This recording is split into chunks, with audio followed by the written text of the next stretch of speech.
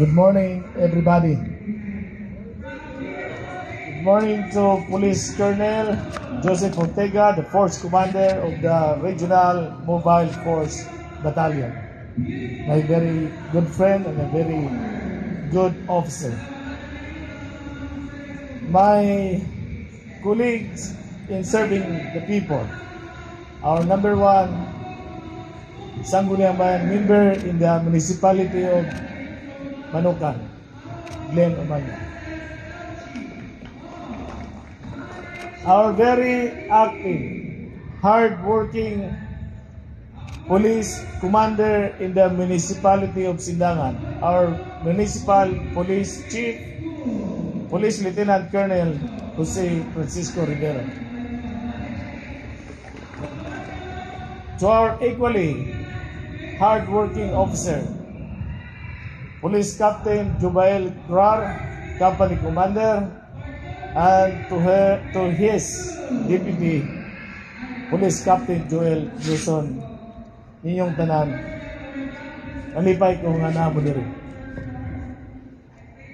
Before I'm going to start my message, it's not gonna be long. It's going to be 5 minutes. Baka pwede naman kayo dyan magpunta doon, harap-harapan tayo. Kung mga lalaki kayo, doon kayo, harap tayo. Oh. Dito tayo, yung sila lang pinapainitan nyo, doon kayo, magharap-harap tayo. 5 minutes lang to.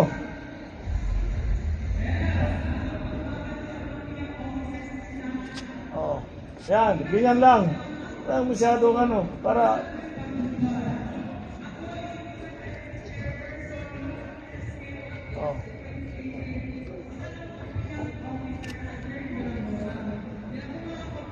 thank you very much. I prefer this kind of communication, yung harap-harap, para walang chismis, walang marites. Diba, Colonel? Anyway, this is not gonna be long. It's only 5 minutes after 2 hours of talking. Yung kanina practice in giatubang sa kuwang pusil, isa nakuratan po kong gamay, because it reminded me in the case of a very popular US actor, Alec Baldwin. Nagpractice sila, nag-shooting camera, yung baril pala niya hindi blank ammo, live. Pagbaril niya sa binaril, akala niya pelikula, yung pala namatay kasi live yung bala. But anyway, the jury in the United States of America dismissed the case last July 13 and found him not guilty. Kaya kanina gitutok sa kuwang pusil mo, likay yung tako. Rehearsal, this is all about rehearsal. Kanina yung nabaril na police, nag-rehearse, nag-assault, kaya siya nabaril. Because in the rehearsal, he is not focused. Tumingin siya doon sa magandang chicks eh. Hindi nabaril. Ha? Anyway, that's not just new to policemen. Pag may maganda, talagang magaling sila tumingin. Tumingin lang naman. Ha?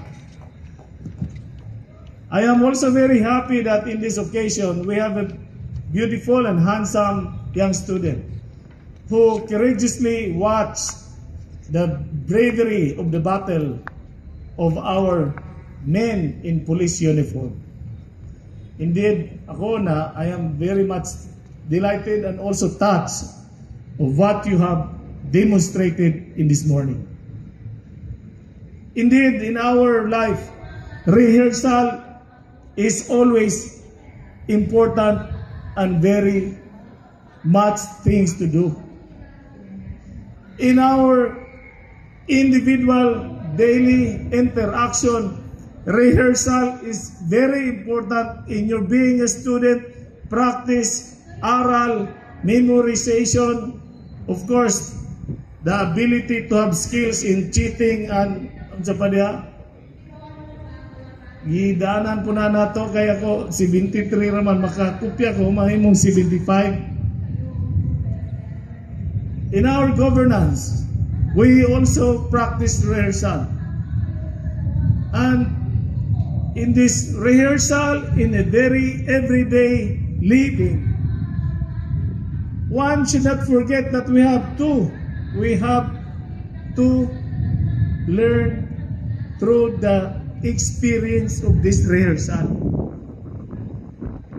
Sa mga estudyante labi na gyud mo, and I take this opportunity to give you this message.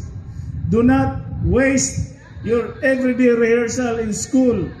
You must at all costs study very hard to finish your degree with skillful, with not necessarily with honors, but gradually ninyo i-improve, because always, as it is, the grade should be your mirror of your learning. Loy kayo ang hitabo. The sad reality would tell you that out of 100 who were able to pass the examination in the civil service or in any national government examination, only 10% will land to a beautiful job. Yung 90% gapang pa rin. And so, loy kayo ang mga bata o mga estudyante who passed the board exam but cannot pass interview in the real world of applying a job. That's why I want you to have a face-to-face conversation. Kasi anad man mo, imbis manguya po, at tubangay, face-to-face, at tuman mo sa Facebook. So, my point here is, in every day undertaking, we must rehearse, practice, experience, and we do it not just only for ourselves. We do it because there is a bigger picture, bigger than ourselves, and that is our community, after family, community, and our country. Salamat sa mga pulis, because you maintain peace and order, not just only in the whole country, but in particular, ang among pulis dinhi sa Sindangan, Colonel Ortega, mapasigarbon yun ni mo padayag nga we have a very hard-working and professional policemen in Sindangan. We always follow the footsteps of Colonel Ortega. Professional, always ready, matarong ang pagdumala. And as you can see, your behavior positively will breed another behavior positively. So when we have positive equals positive, we aim a positive result. That is why, pag sinabi nila sa mga police, sir, you are needed there to speak even if you don't know how to speak. Pasensya na lang mo niya akong speak dari. Pero, importante, because of your good performance being demonstrated in the community, ang mga police po makakuha og suporta sa komunidad, labi na sa local government unit. It's linkage. Para rapod sa inyo sa mga estudyante, kung maayo po ang inyong relasyon sa kapwa ninyo estudyante, maayo po paingon sa inyong professor, of course, mag-build mo link, mag-build mo network. Pag-graduate na ninyo, na amoy amigo nga or amiga nga naka-trabaho, pakakunik po mo, basin matabangan mo. It is always like that.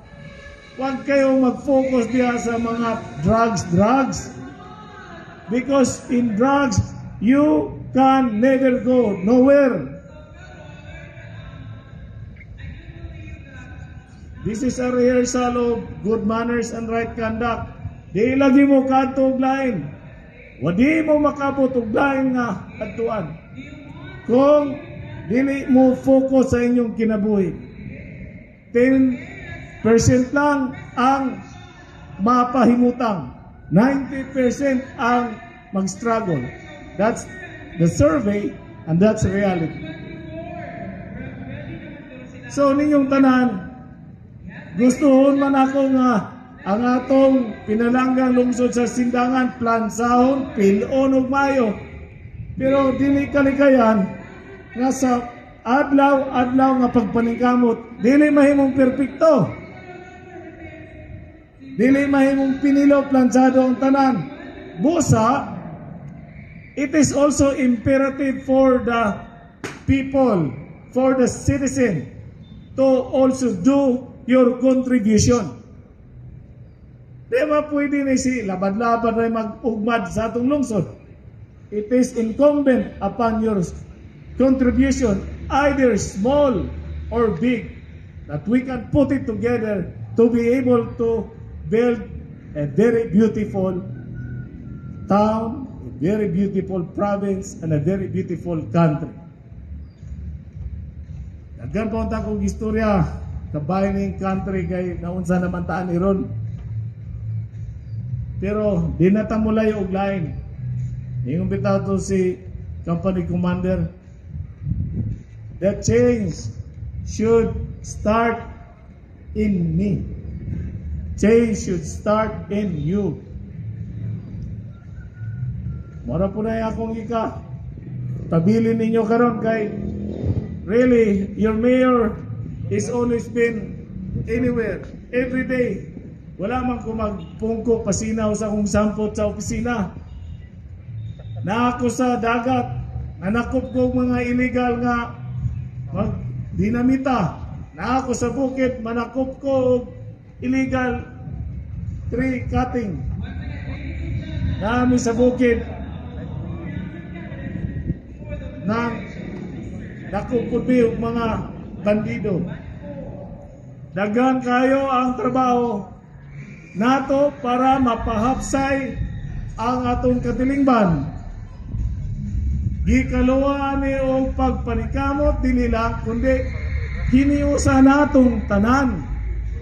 When you observe something wrong in your neighbors, you report, if not to your mayor, kaya di man mo makita ng mayor kanunay, to the police, na ay dili inyo ilan nga mga tao nasa inyong silingan. Unya na imong pattern nga kada weekend hadi na nya lipay kay sila. Unya sige sila og inom way murag way pagkahubog. There is already a sense of urgency among you to report and bring up that matter to the authority. Manginaot ko nga sa gamay lang nga pag kinabi nato karon basin di ay nakatanong po kong gamay mga pagtulunan diyan ninyo. Naglantaw ko ninyo imbes ang akong kasing-kasing dunay sagol nga pagbati, nalipay ko kay naamo dire. Nagulpod ko kay asa man mo pa tarbahon pagkahuman ninyo dire. Sa ato mga pulis, please padayon ang paghimo ug matarong tungod kay dili man mo ma-recognize siguro sa inyong commander or sa inyong mga kauban, but you are building. Your hard work is also preparing and building for the next generation that will live next to you, next to us. Very important. Ang tagsa-tagsa ka nato, dunay mga nagkalain-laing papel para ang atong kalibutan mahimong mayupuyan. Inyong tanan, karong adlaw, salamat nga nahimo akong pipik og kabahin sa iyong adlaw karong higayuna. Daghang salamat.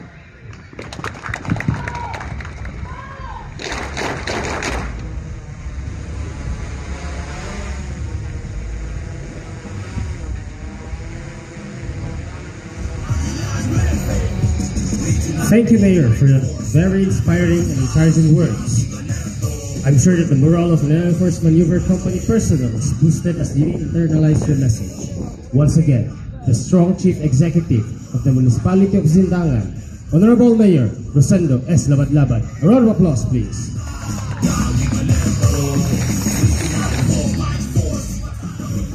At this juncture, may I request once again Honorable Mayor Labad-Labad to be here in front with us for the presentation of token and recognition.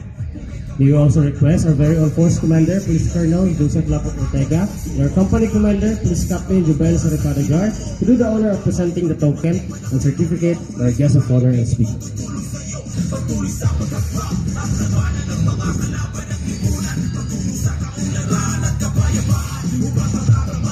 Let me read the citation.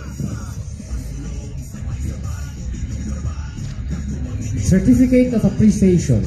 This certificate is proudly presented to Honorable Rosendo S. Labad-Labad, Municipal Mayor of Sindangan, for giving inspiration and wonderful thoughts as guest of honor and speaker during the internal security operations and close quarter battle refresher training for the 901st Maneuver Company, Regional Mobile Force Battalion 9, conducted from July 9, 2024 to August 9, 2024. Given this 9th day of August 2024 at Sindangan People's Cultural and Sports Center, Barangay Disud, Sindangan, Zamboanga del Norte. Signed, Police Colonel Joseph Lapot Ortega, Force Commander, Regional Mobile Force Battalion 9. Signed, Police Captain Jubael Saripadagar, Company Commander, 91st Maneuver Company.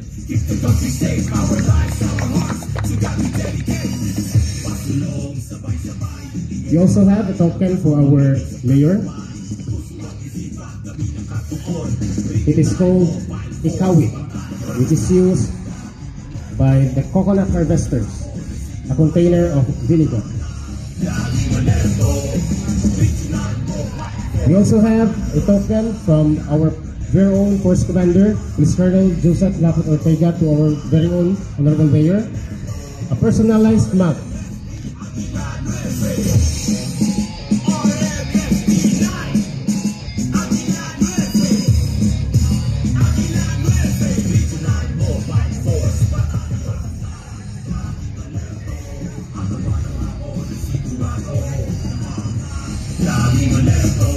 Thank you, sir.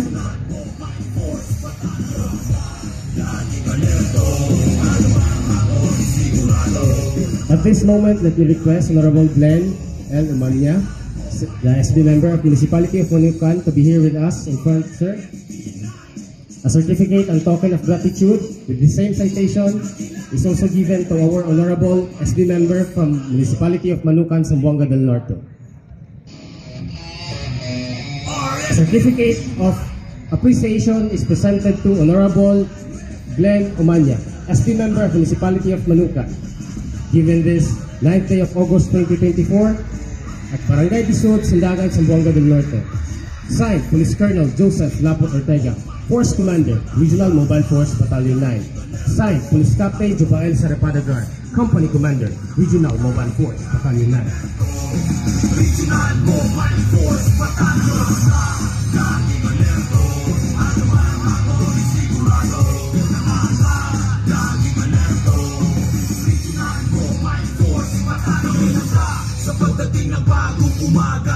Thank you, sir. You may now take your seats.